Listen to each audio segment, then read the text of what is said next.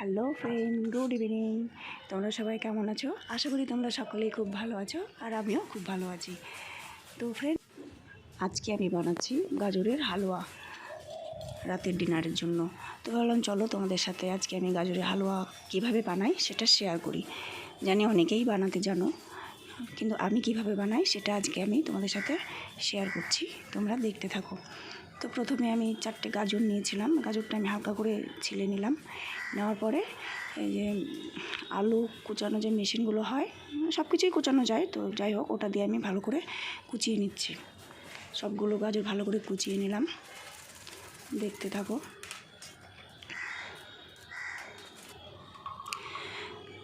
তারপরে আমি দেখো কড়াই বসিয়ে দিয়েছি। কড়াইয়ের মধ্যে আমি সামান্য একটু ঘি দিয়ে দিচ্ছি। তোমরা চাইলে ঘি নাও দিতে পারো, যারা ঘি খায় না তারা ঘি দেবে না, এমনি হবে। কিন্তু আমি ভাবলাম চলো একটু ঘি দিই। এবার ঘির ভেতরে গাজরটা হালকা করে একটু ভেজে নেব, বেশি না, 3-4বার নাড়াচাড়া করবো। করার পরে এটাতে আমি পরিমাণ মতো একদম জল দিয়ে দেবো। মানে এমনভাবে জলটা দিতে হবে যে আমার গাজরটাও যেন সেদ্ধ হয়ে যায় আর জলটাও যেন শুকিয়ে যায়। তো আমি সেইভাবেই করছি, তোমরা সেটা দেখতে থাকো।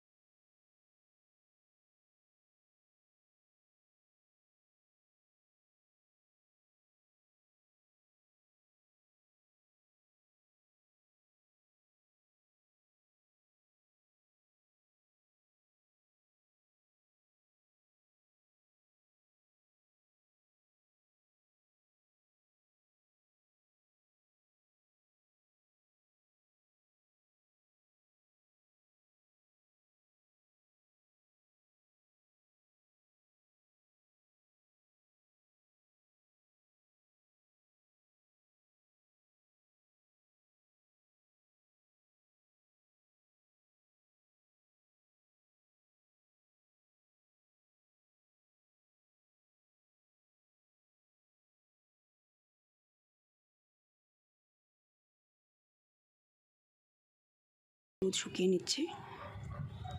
আর আমার গাজরের জলটা এখন দেখি শুকালো নাকি, আর গাজরটা সেদ্ধ হলো কি না। দেখো গাজরের জলটা শুকিয়ে গেছে আর গাজরটা আমার সেদ্ধ হয়ে গেছে। এবারে আমি অন্য বাটিতে করে একটু দুধ জাল করে নিলাম। অন্য বাটিতে জাল, দেখো দুধটা ফুটছে, দুধটা ফুটে গেছে। এবার এর ভেতরে আমি দিয়ে দেবো তোমার তেজপাতা, কয়েকটা 5-6টা এলাচ, 4-5টা। ওই এলাচগুলো একটু ফাটিয়ে নিতে হবে। ফাটিয়ে আমি দিয়ে দিয়েছি। আর এখানে কাজু আর কিশমিশ ভিজিয়ে রেখেছি, তো কাজুটা আমি পরে দেবো, নামানোর একটু আগ দিয়ে। কিশমিশটা আমি এখন দিয়ে দেবো। কাজুটা যদি এখনই দিই না তাহলে একদম মানে সেদ্ধ হয়ে যায়, ভালো লাগে না। আর নামানোর আগ দিয়ে দিলে বেশ ভালো লাগে সেটা। তো আমি কিশমিশটা দিয়ে দিলাম। এবারে দুধটা আমি নাড়াচাড়া করবো কিছুক্ষণ সময়। নাড়াচাড়া করে নিয়ে এর ভেতরে আমি গাজরগুলো দিয়ে দেবো। তো গাজরগুলো আমি দেওয়ার আগে দেখো কিভাবে আমি গ্লাস দিয়ে আগে এগুলোকে মেখে নিচ্ছি। তাহলে কি হয় বলো তো, এগুলো যদি এভাবে গ্লাস দিয়ে বা হাত দিয়ে ভালো করে সেনে নাও না, তাহলে গাজরটা খুব সুন্দর একদম মিহি টাইপের হয়ে যাবে, আর তোমার দুধের মধ্যে দিলে খুব সুন্দর একটা টেস্ট হবে।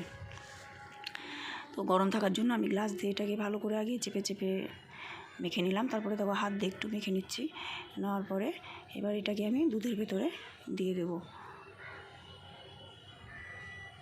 দুধের ভেতরে এখন আমি এটা দিয়ে দেবো।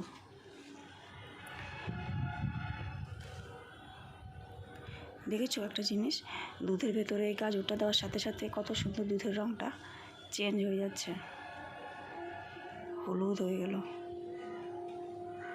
খুব সুন্দর লাগছে দেখতে।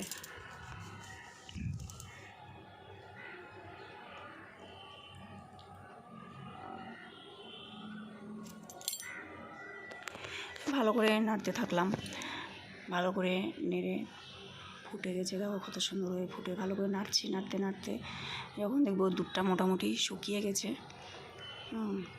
সামান্য কিছুক্ষণ আগ দিয়ে আমি কাজুগুলো দিয়ে দিলাম। কাজুগুলো দেওয়ার পর আবার আমি কিছুক্ষণ নাড়বো। এখনও বেশ ভালোই দুধ দুধ হয়ে আছে, তো একটু নাড়াচাড়া করে নিয়েই এই দেখো কত সুন্দর কালারটা এবার চলে এসছে। দুধটা একটু শুকিয়ে গেছে। তো যাই হোক, হয়ে গেল আমার হালুয়াটা। তো এবারে আমি দিতে হবে, এর মধ্যে চিনি অ্যাড করতে হবে। তো চিনি অ্যাড করার আগে আমি কিছুটা হালুয়া তুলে রাখবো একটা বাটিতে, কারণ তোমরা অনেকেই জানো আমাদের বাড়িতে সুগারের পেশেন্ট আছে, তো চিনি দেওয়া তো দেওয়া যাবে না, তার জন্য আমি আলাদা একটা বাটিতে তুলে রাখছি। তোমাদেরও যদি কারো বাড়িতে সুগারের পেশেন্ট থাকে তো তোমরাও এটা করতে পারবে।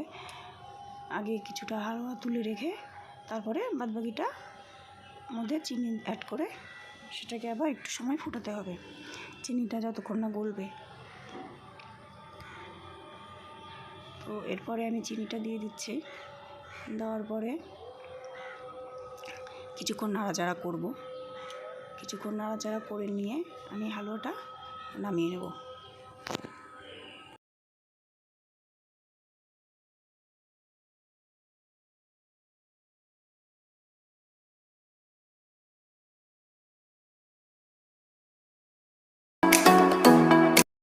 তো ফ্রেন্ড, ফাইনালি আমার গাজরের হালুয়া রেডি।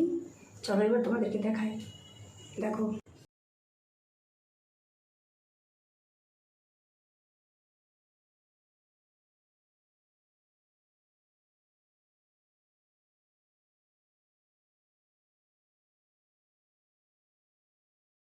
ফ্রেন্ড, হালুয়াটা জাস্ট অসম হয়েছে, অসম, দারুণ। নিজে রান্না করে নিজেই বলছি, না আমার হাজব্যান্ড বলবো ভালো হয়েছে। আরে বলো কেমন হয়েছে, জোরে বলো, শুনতে পাচ্ছি না।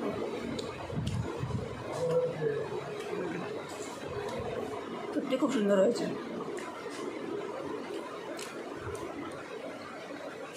জল কই? আমি জল নিয়ে বসে যাবো।